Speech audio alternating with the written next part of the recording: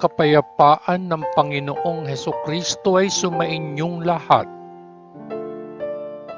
Magandang araw sa inyong lahat, saan mang sulok ng mundo kayo naroroon sa sandaling ito. Ang pagninilayang mabuting balita sa araw na ito ay pinamagatang kung siya'y magbigay, hindi eksakto, manapay laging sobra. Pagbasa sa banal na ebanghelyo ayon kay Apostol Mateo, 14 na kabanata, mga talata 15 hanggang 21. Nang gabing iyon, lumapit sa kanya ang kanyang mga alagad at sinabi, "Gabi na, at ito ay isang liblib na lugar. Paalisin ang mga tao at hayaan silang pumunta sa mga nayon upang bumili ng pagkain para sa kanilang sarili." "Hindi nila kailangang umalis," sagot ni Jesus. "Kayo mismo ang magbibigay sa kanila ng makakain." "Ang mayroon kami rito ay 5 tinapay at 2 isda," sagot nila. "Kung gayon, dalhin sila rito sa akin," sabi ni Jesus. Inutusan niya ang mga tao na umupo sa damuhan. Kinuha niya ang 5 tinapay at ang 2 isda. Tumingala sa langit at nagpasalamat sa Diyos. Pinagputol-putol niya ang mga tinapay at ibinigay sa mga alagad, at ibinigay naman ng mga alagad sa mga tao. Kumain ang lahat at nabusog. Pagkatapos, pinulot ng mga alagad ang 12 bakol na puno ng natira. Ang bilang ng mga lalaking kumain ay humigit kumulang 5,000. Hindi pa nabilang ang mga babae at mga bata. Ang mabuting balita ng ating Panginoon. Papuri sa Diyos Ama sa kaitaasan, sa ngalan ng Panginoong Hesukristo. Amen. Muli akong bumabati ng magandang araw sa inyong lahat, saan mang sulok ng mundo kayo naroroon sa mga sandaling ito. Sa araw na ito, hayaan po ninyong muli akong mag-share sa inyo ng aking maikling pagninilay sa kababasa ko lang na pagninilayang mabuting balita. Ang pagninilay na ito ay pinamagatan kung siya'y magbigay, hindi eksakto, manapay laging sobra. Kabayan, naalala ko noong nasa Middle East pa ako. May isang OFW akong nakahuntahan sa bata habang kami kumakain. Wala kasing bakanting lamesa nung oras na iyon, maliban sa mesa na inuupuan ng OFW na ito. Kaya nakiusap kami ng 2 kong kasama na makishare ng mesa at pinagbigyan naman niya kami. Habang kumakain kami, nagkatanungan kami kung saang kumpanya ang bawat isa konektado at kung ano ang uri ng trabaho ng bawat isa sa kani-kaniyang kumpanya.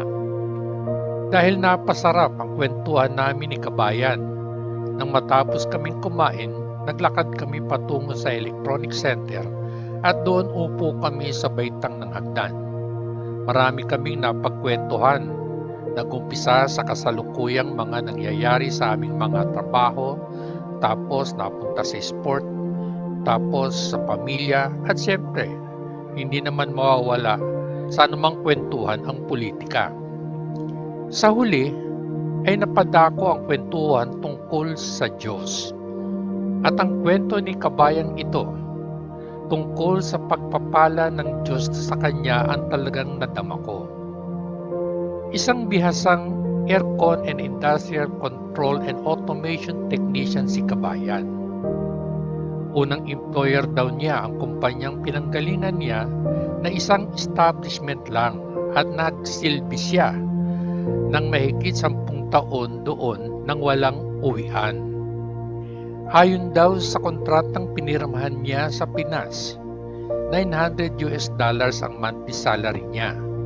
1,000 Saudi Riyal na food allowance, free accommodation, provided siya ng service car para magamit pag nagse-service siya sa kanilang kliyente. May medical insurance din at bakasyon ng isang buwan kada taon with pay and free plane ticket balikan. Standard. Ngunit ang masaklap, nang dumating daw siya sa Riyadh, pinapirma ulit siya ng bagong kontrata.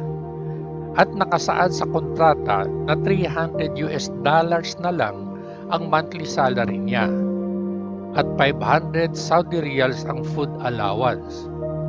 At walang provided na service na gagamitin pag nagpunta siya sa kliyente ng kumpanya para mag-service. Tumutol daw siya pero sabi ng employer niya na may malakas na koneksyon sa palasyo. Kung di naman daw siya pipirma, pwede naman siyang umuwi na lang. Ngunit, bago siya makauwi, kailangan niyang bayaran lahat ng nagastos ng establisimento sa pagpunta niya sa Riyadh, pati na rin ang ticket niya para makauwi. At dahil nga wala siyang perang may babayad, kailangang pagtrabahuhan niya ito sa kumpanya. Napag-isip-isip daw niya na kung uuwi siyang walang dalang pera, ay tiyak na maiilit ang lupang sinasaka ng tatay niya na isinangla para may pambayad siya ng placement fee. Ngunit, kung pipirma siya ng binagong kontrata, may pag-asa siyang hindi mailit ang lupa ng tatay niya at makapagpapadala pa siya ng pera sa pamilya niya kahit papaano. Kaya, dahil sa sitwasyong iyon, pikit mata siyang pumirma sa bagong kontrata at ipinasa Diyos na lang daw niya ang kahihinatnan ng kanyang mga desisyon. Araw-araw daw sa loob ng 10 taon, hindi niya nalilimutang makiusap sa Diyos. Ang tanging pakiusap lang daw niya sa Diyos ay mahabag ang kanyang employer at ibalik at sundin ang kondisyones ng naunang kontrata. Dumating daw ang araw na hinihintay niyang tugon sa Diyos. May isang testing and commissioning firm na nanghihiram ng isang bihasang technician para sa isang maselang project nito.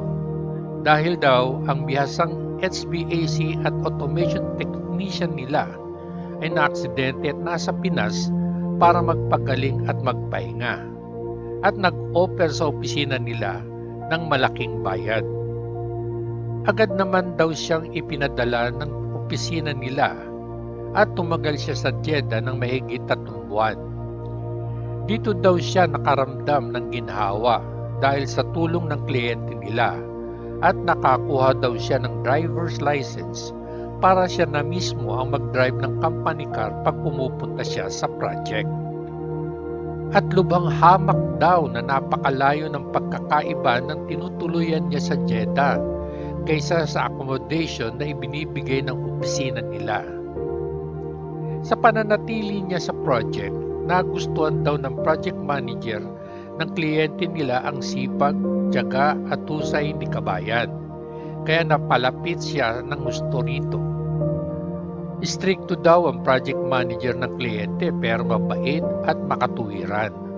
At dahil naging malapit sila sa isa't isa, naikwento niya ang mapait na kalagayan niya sa kumpanya niya. Nang matapos na ang project, kinausap daw siya ng project manager. Sinabi daw ng project manager na ang mga kagaya niya ang hinahanap ng kumpanya nila. At kung willing daw siya na mag-join sa kumpanya nila, kaya daw ng may-ari ng kumpanya na gawa ng paraan para makalipat si kabayan sa kumpanya nila. Sa kanyang tuwa, agad siyang sumang-ayon. Kinabukasan, handa na siya at naghihintay na lang ng service para ihatid siya sa airport upang bumalik sa opisina nila sa Riyadh. Maya-maya lang daw ay dumating ang service. Sumakay siya at umalis na sila. Pero napansin niya na mali ang rutang tinatahak nila dahil hindi iyon ang ruta patungong airport. Sineten niya ang driver na nagsabing hindi sa airport ang tungo nila kundi sa kanilang head office.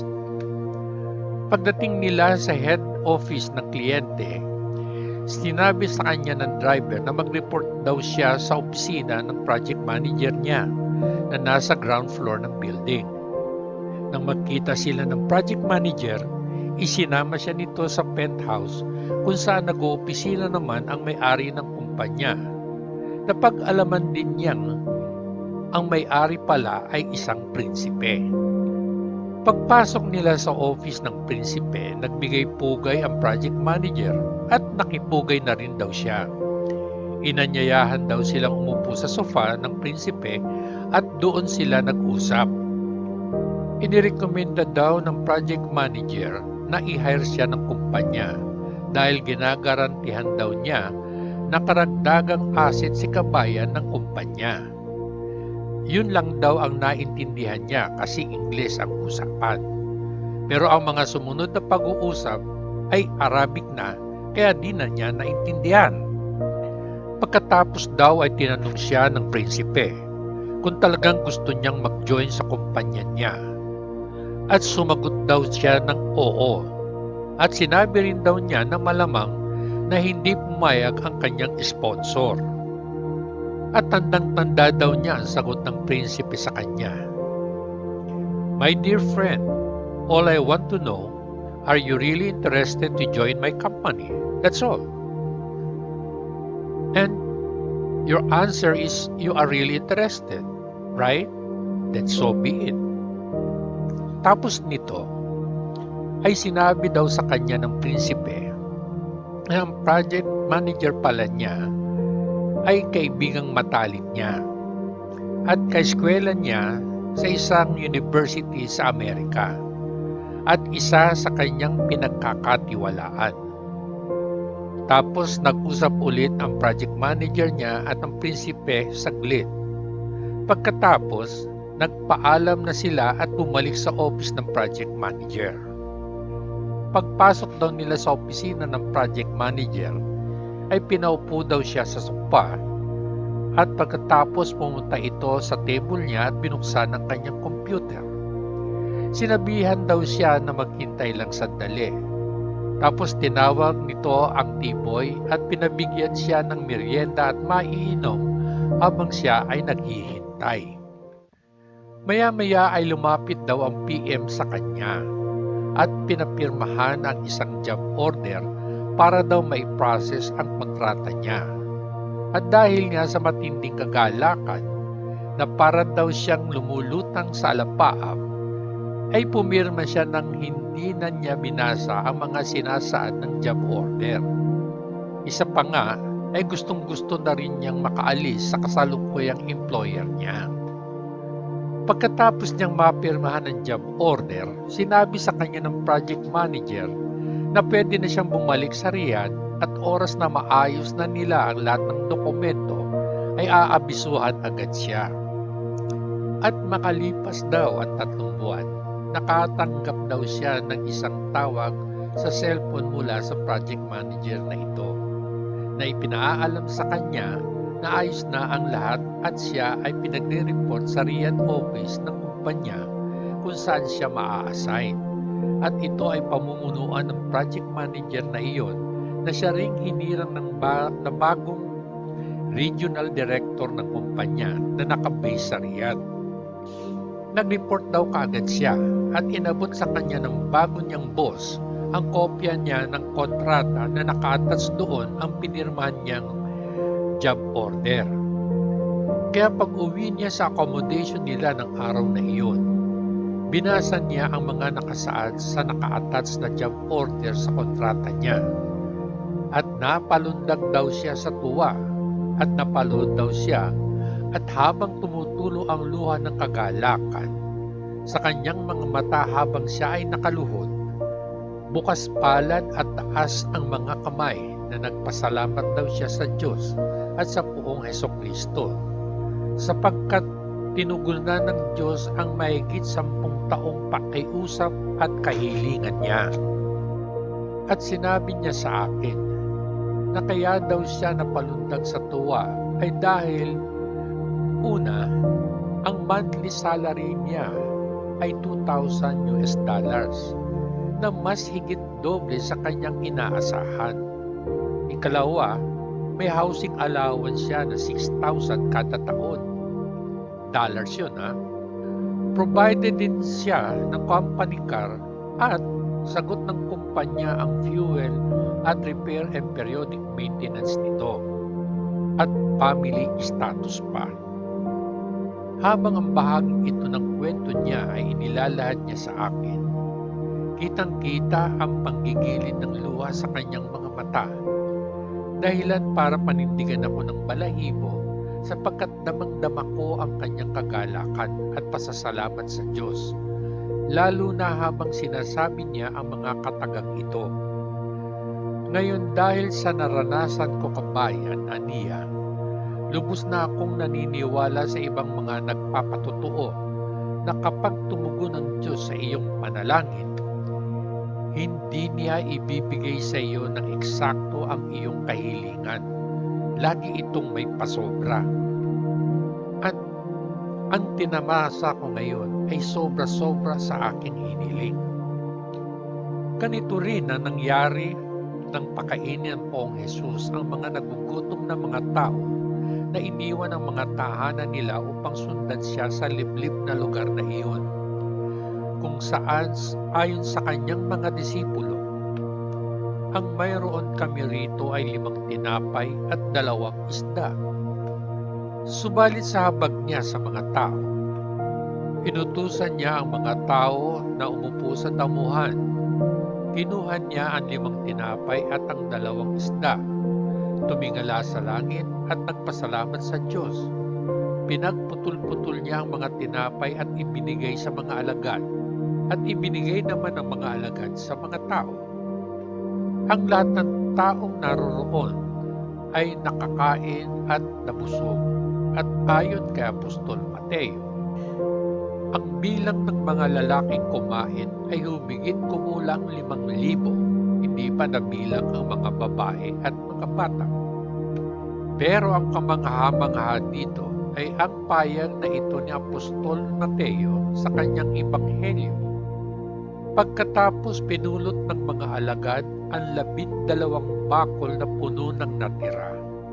O di ba kamangha-mangha ito, kabayan? Isipin mo, 5 tinapay at 2 isda. Hindi lang basta napakain at nabusog ang mahigit 5,000 tao ng hapunang iyon. Abay, 12 basket na puno pa ang napulot sa natirang pagkain. Alay, sige nga, paano hindi ka nga talaga mapapabili na rin?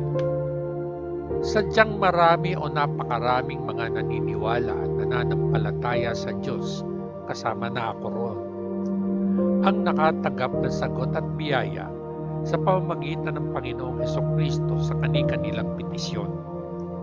At ang sagot o biyayang natanggap ng bawat isa ay laging higit pa sa mga kahilingan nila. Kaya kabayan, sinasabi ko sa iyo ang totoo. Kung may hinihiling ka sa Kanya at di mo pa natatanggap ang sagot, tiis at hinahon lang. Tulad ng kabayan nating OFW na inabot ng mahigit na 10 taon bago niya natamo ang tulong at biyaya ng Panginoon. Sapagkat anumang kahilingan o petisyon natin sa dakilang Diyos Ama sa langit sa pamamagitan ng Panginoong Hesukristo ay tiyak na darating. Yun nga laang, hindi sa oras na ating itinakda, kundi sa takdang oras niya. At kapag dumating naman ang oras na hinihintay mo, kabayan, ito ang tiyak at subok na ng maraming pinagpala. Kung siya'y magbigay, hindi eksakto, manapay laging sobra.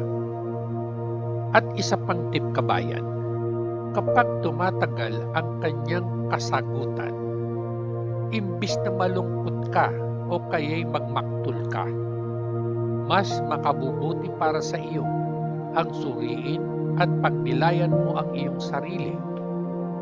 Baka may mga bagay na dapat mong isaayos o gawin na hindi mo namamalayan na gusto niyang gawin mo. At kaya mo ito di nakikita ay dahil masyado kang nakafocus sa pag-aabang ng pagdating ng katugunan sa petisyon mo. Sana'y may napulot ka sa reflection sharing ko sa araw na ito, kabayan.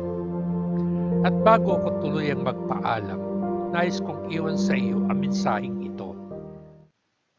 Alam ng Panginoon lahat ng pangangailangan mo bago mo pa man ito hingin sa Kanya. Ngunit alam mo ba kung ano nais niya na gawin mo? Kung hindi mo alam, alamin mo at gawin mo. At ang lahat ng iyong kahilingan ay ipagkakaloob niya sa iyo na masigit pa sa inaasahan mo. Hanggang sa muli, patnubayan at pagpalain nawa tayong lahat ng dakilang Diyos Ama sa langit. Sa ngalan ng Panginoong Hesukristo na ating manunubos. Amen. Amen. Amen. Peace.